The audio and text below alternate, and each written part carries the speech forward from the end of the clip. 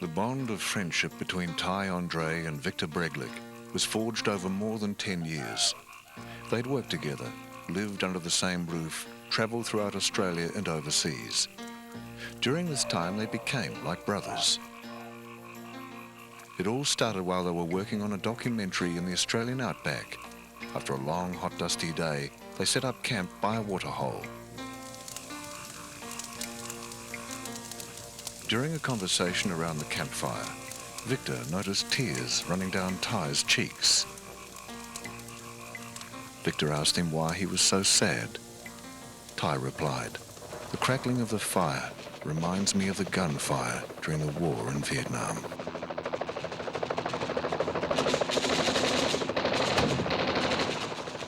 In the years that Victor had known him, Ty had rarely spoken of his former life. It was as if the fire had burned through a barrier in his mind, allowing his memories to flood out. Long suppressed emotions overwhelmed him, and with Victor's encouragement, Ty revealed his tragic past. Victor relived with Ty the pain and happiness, courage and fear, hatred and love, compassion and indifference, despair and hope, as Ty continued telling his story well into the night. Victor was so moved by Ty's story, they decided then and there that they would go to the Mekong Delta in Vietnam and retrace Ty's incredible life.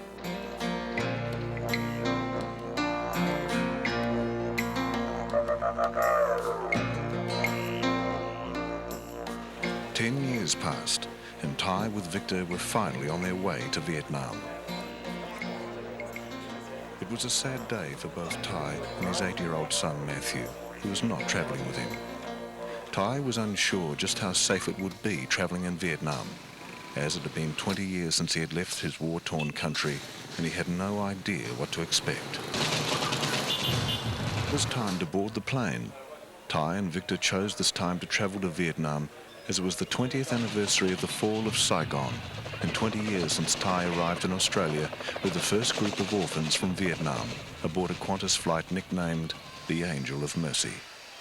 Ty thought this return flight was so different, as he remembered how frightened he and the other hundreds of orphan children felt as they escaped from the violence of war to the safety of Australia. They arrived in Saigon at 3 p.m. on the 24th of August 1995. It was a hot and humid day.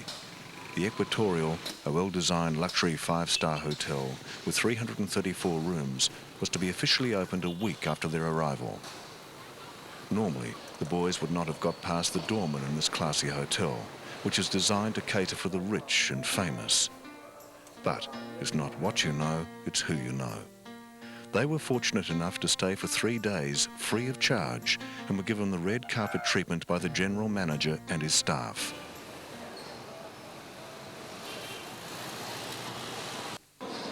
Early next morning, Ty and Victor hired 3 Ciclos, one each to carry Ty and Victor, and one to carry the luggage and spare wheelchair for the 10-kilometre journey to Santa Maria, the orphanage where Ty spent most of his childhood.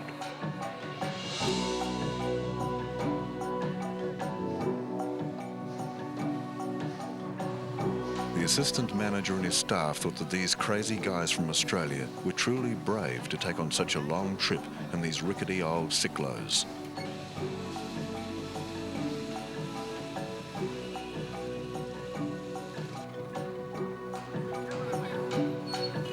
It was clear that one thing had not changed. The traffic in Saigon was still amongst the worst in the world. Although it was only 10 kilometres to the old district of Yarden, the trip took more than 2.5 hours. Ty photographed 2 little beggars that reminded him of himself as a child. Ty and Victor were overjoyed that their long-time dream is now a reality. Saigonese driving skills had not improved either, as they had quite a few close calls. They couldn't believe the cost of journey was only $2 per Ciclo, and Ty offered the Ciclo drivers a bonus if they arrived at their destination in one piece. They finally arrived at the gates of Santa Maria. It was an emotional time for Ty as they entered. It's been 20 years since he was evacuated together with hundreds of fellow orphans by armed soldiers during the fall of Saigon. They have a quick look around the courtyard. Ty points out the gatehouse and the main entrance to the orphanage. He was both excited and nervous to once again be reunited with the man to whom he owes his life. This is Ty's beloved Andre, the man who had found Ty about 40 years ago at a mission in the Mekong Delta. He's been like a father to Ty ever since. It was like a dream come true for both Andre and Ty, after so many years, to finally be reunited. Ty points to his old bedroom, where he and Victor are now staying. It was Andre who built this orphanage in the early 60s and has cared for thousands of orphans throughout the years. He is Andre in his younger days, as he would have appeared to a young Ty. Andre and Ty discuss warmly old memories. Ty points to his former bedroom windows, which the soldiers used to fire out of during the Tet Offence in 1968. Because Andre has a lot of difficulty walking, he is dragged and carried around in a cane chair. He has never fully recovered from his gunshot wounds received to his stomach and neck during an ambush in the late 60s. Andre is excited about the new red wheelchair that Ty had brought from Australia for him.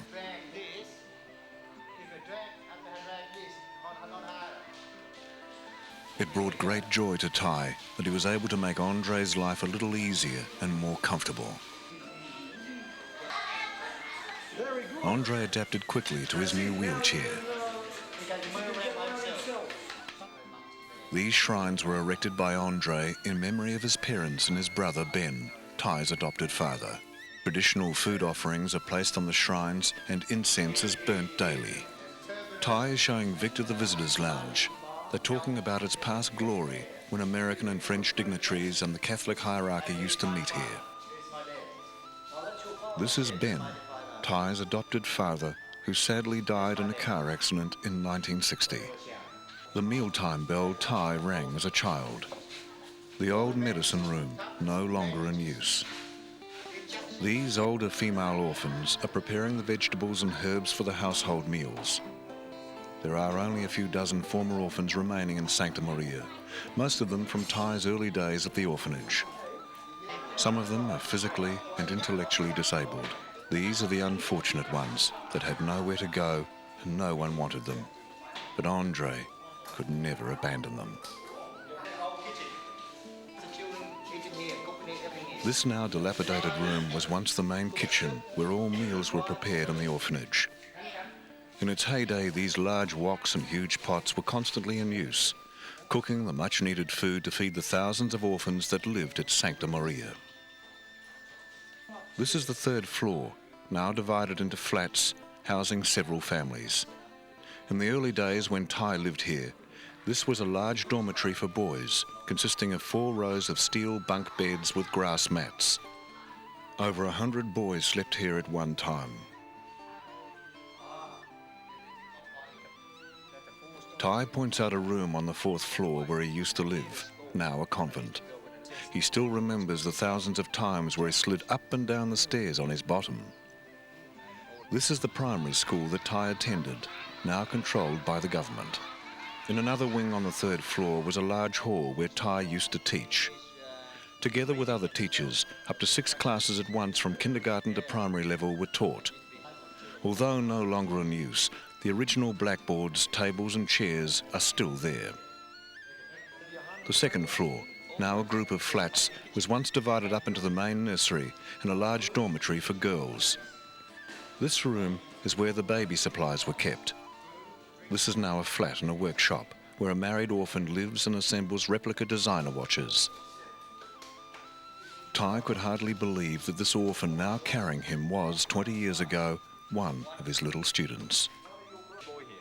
Ty recognises Min, the blind boy from his past. He used to be my student. I got radio with him and went to Tom.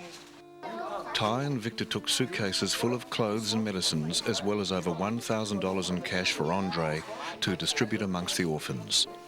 The cash was donated by different organisations in Australia.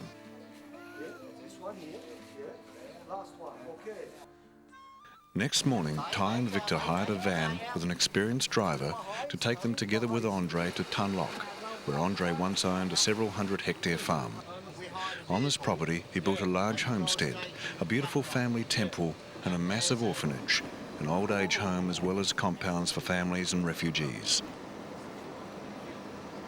Tunlock was only 12 kilometres out of Saigon, yet the journey took 2 hours. The road was not only narrow, they were also wet, dangerous and full of large potholes which are a haunting reminder of the war. As they were nearing Tunlock, Andre became emotional and talked to Ty about the many happy years they'd spent together on the farm when Ty was just a little boy. They're approaching the first and largest part of the orphanage. From this point, they have to walk as the pathways were not designed for vehicles. But around here, even wheelchairs have to give way to the local oncoming ducks. They took the track through the coconut plantations leading to the homestead, which is surrounded by waterways, small lakes and channels, and is only accessible by this bridge. Once inside the courtyard, they were surrounded by magnificent statues of all sizes and a most beautiful family Buddhist temple that Andre built.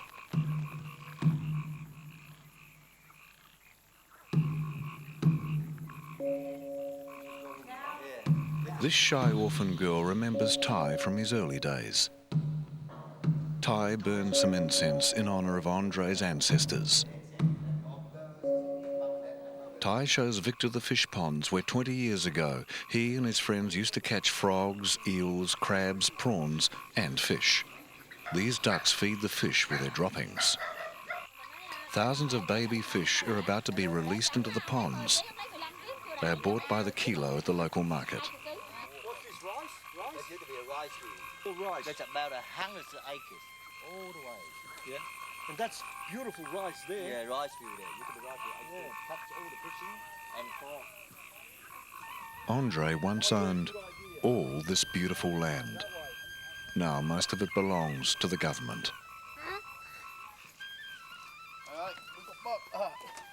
The family cemetery is now badly neglected.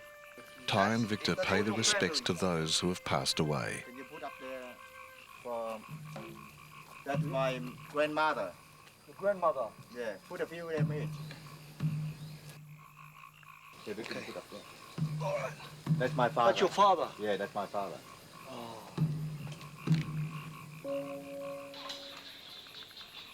They nickname this young orphan Tiger because he's fearless.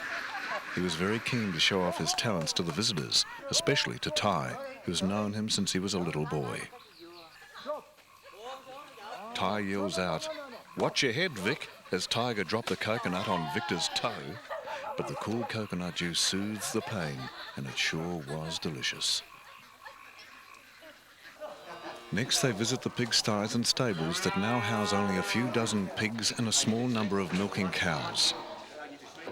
The orphans asked the boys to get some milk. Ty said, "Don't worry, Victor, it's a friendly cow." Victor kept trying, but finally gave up without getting a drop.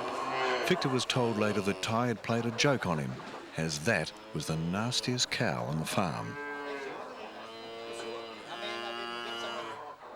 This was your room? Yeah. Every time you came to Tunlock, you used to sleep here? Yes. That was your bed?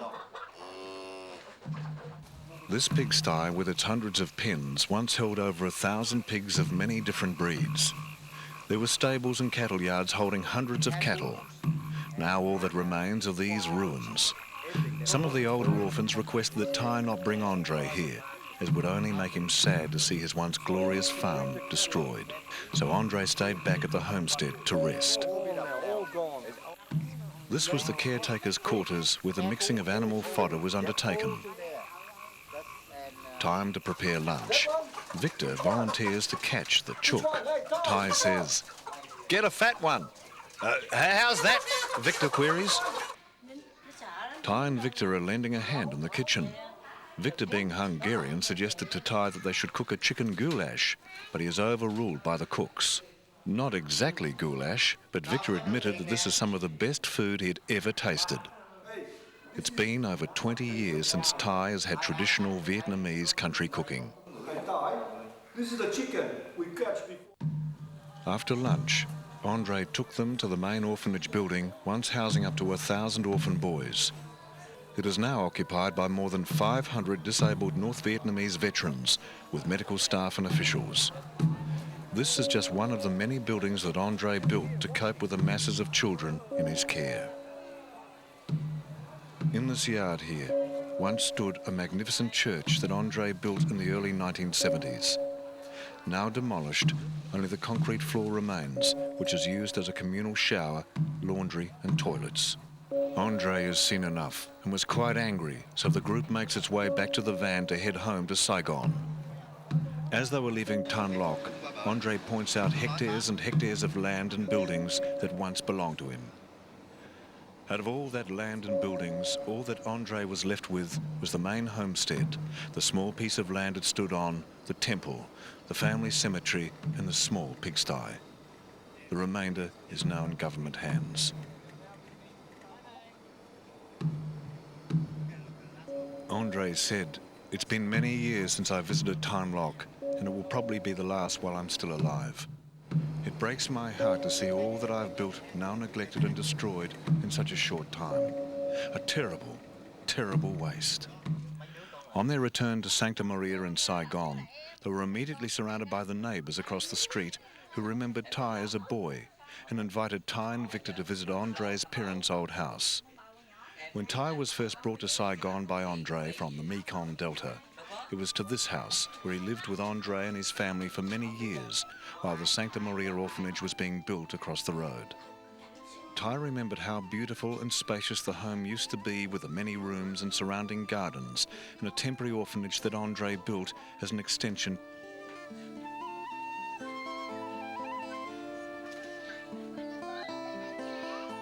This is a view from Andre's old house, his parents' home. Across the road is where he built Santa Maria, so you can see how very close it is. Ty is sad to see the grand old house almost reduced to rubble. Only 2 original rooms and a staircase remain from the days that Ty had lived there. A cockfight in Somga Avenue, a tradition in this area. Early next morning, Andre, Ty and Victor, together with half a dozen older orphans, set off in a transit van on their long journey down to the Mekong Delta, where it all started for Ty. But on the way to the Mekong, they stopped to do some sightseeing. Andre wanted to take Ty to a holiday place on the coast, where he'd spent some happy times as a small boy. Travelling was hazardous, as thousands of high school students made their way to school. The first place they encountered on the outskirts of Saigon was a floating village. Thousands of people live along the rivers and lakes in these floating dwellings. Fishing is their main livelihood. Each house has a large built-in fish cage under the floor, where the daily catch is kept alive and fresh for the markets, restaurants and for bartering.